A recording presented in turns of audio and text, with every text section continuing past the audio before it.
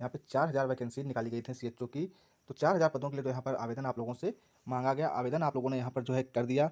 3/2/2022 को जो है ऑफिशियल नोटिफिकेशन जारी की गई। उसके बाद जो है ये वहाँ पर आप लोगों ने आवेदन 4 तारीख से स्टार्ट कर दिया। 4 फरवरी से यहाँ पर जो है आपका आवेदन स्टार्ट हुआ और जो है डेट पहले जो इसकी लास्ट डेट रखी गई थी वो आपकी 4 से 13 थी, फिर 13 से 17 हुई, 17 से 20 फरवरी यहाँ पे लास्ट डेट रखी गई। उसके बाद यहाँ पे जो इनका डॉक्यूमेंट्स वेरिफिकेशन कराया गया, तो यहाँ पर जो है डॉक्यूमेंट्स वेरिफिकेशन आपका हुआ 27 फरवरी, 28 फरवरी, 1, 3 और 5 मार्च को यहाँ पे डॉक्यूमेंट्स वेरिफिकेशन हुआ। उसके बाद जो है यहाँ पे फाइनली जो है इसके बारे में यहाँ पर कोई अपडेट बीच में नहीं आई थी और फाइनली जो है यहाँ पर इसका रिजल्ट जारी कर दिया। 4000 सीएचओ की जो वैकेंसीज थी उसका रिजल्ट जो जारी किया गया, उसमें यहाँ पर जो है लगभग आपको देखने को मिला 1785 कैंडिडेट जो है, केवल 1785 कैंडिडेट्स ही क्वालिफाई हुए और जो है 78 कैंडिडेट्स वेटिंग में रखे गए हैं। तो ऐसा जो है हुआ। उसके बाद जो है रिजेक्टेड कैंडिडेट्स की लिस्ट भी जारी की गई।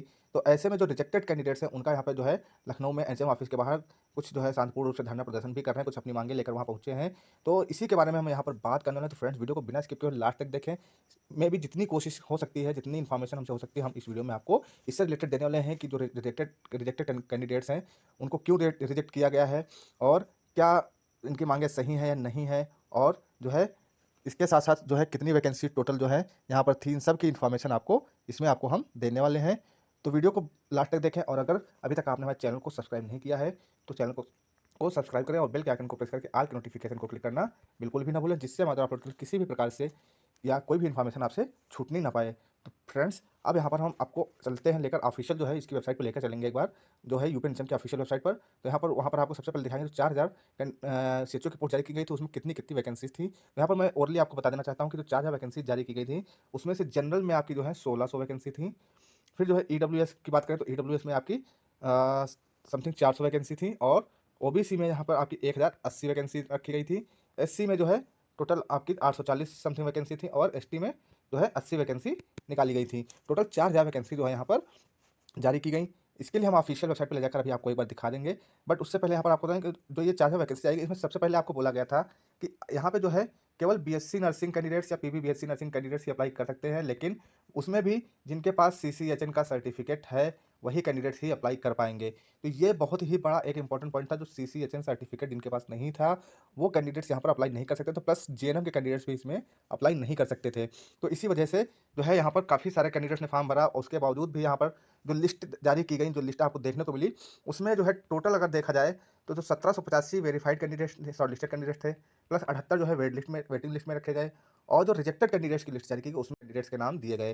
तो इस तरह से तो 2499 कैंडिडेट्स ही यहाँ पर टोटल हुए। तो वैकेंसी टोटल 4000 थी और केवल 2499 कैंडिडेट्स ने ही यहाँ पर अप्लाई किया था। जाहिर सी बात है, तो इसमें से लगभग जो है आपको 1501 सीट्स जो है फ्रेश वैकेंट रह गई हैं। तो इनकी वैकेंसीज आएंगी नहीं आएंगी, इनको लेकर भी यहाँ पर जो है धरना प्रदर्शन चल रहा है और जेएनएम के कैंडिडेट्स भी इसमें शामिल हो रहे हैं कि इस बार जो वैकेंसी जारी की जाए इसमें जेएनएम को भी शामिल किया जाए। तो इन्हीं सब चीज़ों को लेकर धरना प्रदर्शन यहाँ पे चल रहा है।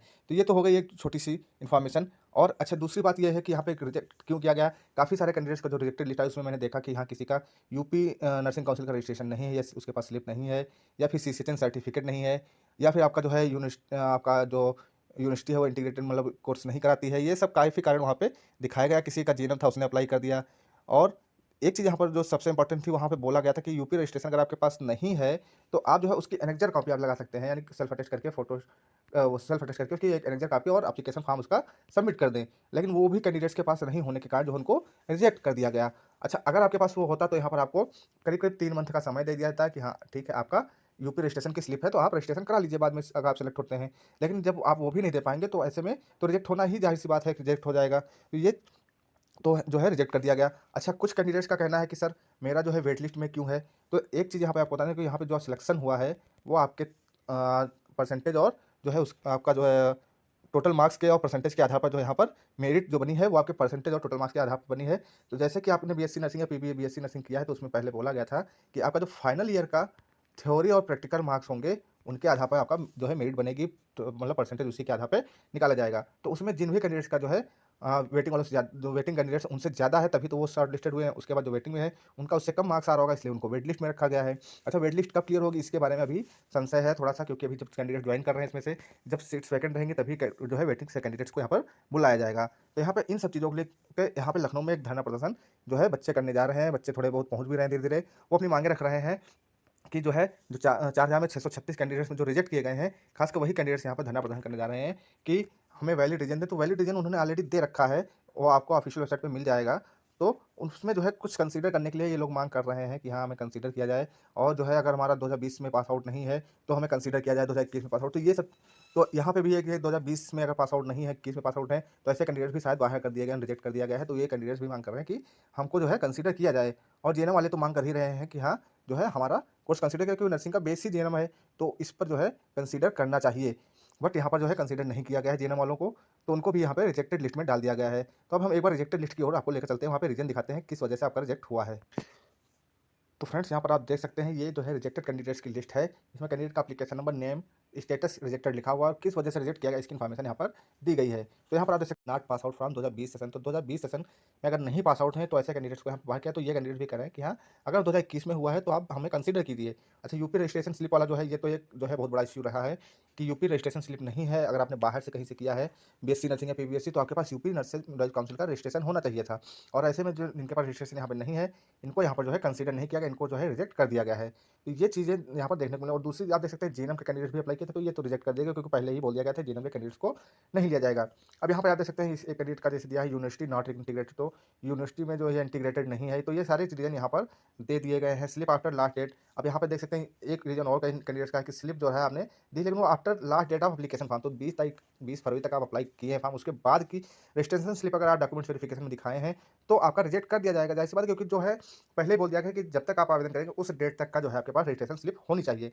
तो यहाँ पर ये कैंडिडेट्स का भी यहाँ पर रिजेक्ट कर दिया गया है। तो इसी तरह से देख सकते हैं किसी कैंडिडेट्स का यही सारी प्रॉब्लम सब में यही है, किसी का रजिस्ट्रेशन स्लिप जो है डेट के बाद का है, किसी ने जेएनएम का है, किसी के पास रजिस्ट्रेशन स्लिप ही नहीं थी, और किसी ने जो है यहाँ पर no post basic BSc registration आप देख सकते हैं यहाँ पे दिखा हुआ है। तो ये इनका पोस्ट बेसिक बीएससी का रजिस्ट्रेशन ही नहीं है, पोस्ट बेसिक बीएससी नर्सिंग का, तो इसलिए, और किसी का 2020 सेशन के बाद का है पास आउट, इसलिए यहाँ पर जो है ये रीजन यहाँ पर दे दिए गए हैं। तो सभी कैंडिडेट्स यहाँ पर रीजन भी देख चुके हैं। उसके बाद जो यहाँ पे जो धरना प्रदर्शन कर रहे हैं, तो कुछ हद तक ये धरना प्रदर्शन सही है, खासकर जेएनएम कैंडिडेट्स वालों के लिए कि हाँ, उन्हें भी इस पोस्ट में शामिल किया जाए, क्योंकि जो है काफ़ी सारी वैकेंसी जो है अभी फ्रेश रहेगी। 1500, जैसा कि मैंने बताया, 1501 सीट्स जो है यहाँ पर खाली रहेंगी, क्योंकि कैंडिडेट्स ही नहीं मिल पाए। टोटल 2499 कैंडिडेट्स ही मिल पाए हैं, तो ऐसे में सीट्स वैकेंट रह गई हैं। तो अब आ गया जब भी इन सीट्स वैकेंट सीट्स पे जो आवेदन लिए जाए, इसमें जेएनएम को शामिल किया जाए, और जो जितने भी ये 2020 के कैंडिडेट्स हैं पास आउट उसके बाद के, तो उनको तो कंसीडर कर लिया जाएगा, क्योंकि आगे तो उनका एक सेशन फिर आगे आ जाएगा, तो वो कंसीडर हो जाएंगे। बट वो अभी चाह रहे हैं कि हाँ, कंसीडर किया जाए। तो कुछ हद तक ये धरना प्रदर्शन सही भी है, और कुछ हद तक थोड़ा सा जो है पहले जो नोटिफिकेशन जारी की उसके हिसाब से गलत है। बट